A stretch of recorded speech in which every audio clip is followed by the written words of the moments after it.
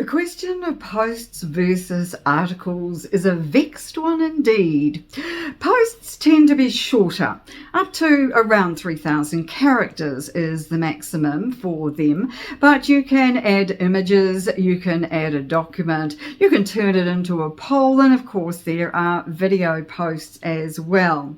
Now, a document is just all one big piece. So if you want to add images and videos to your text, in the middle of it you can, and that's probably one of the best uses for articles, is to be able to embed that kind of media into your article or a newsletter. Now, they're both the same format, articles and newsletters.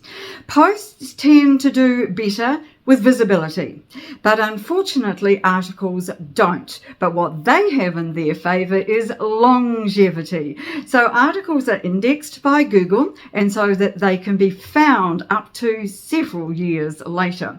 So they're better for evergreen content, material that will still have relevance over the longer term, whereas posts tend to come and go, so they can be really just dismissed, and they don't tend to build up into the same kind of library that articles do.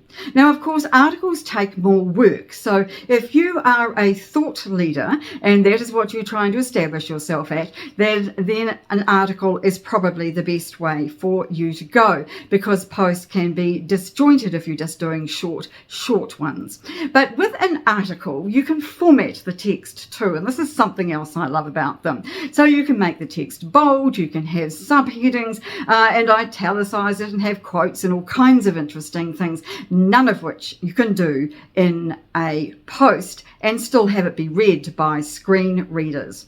So there are many differences between articles and posts, and which one you choose will depend on what you're trying to achieve, your objectives, and also your preference. If you're a writer, you might like to create articles. I'm a writer, I love articles. If you are somebody who prefers shorter text and doesn't like writing so much, you might prefer video or the document post format instead.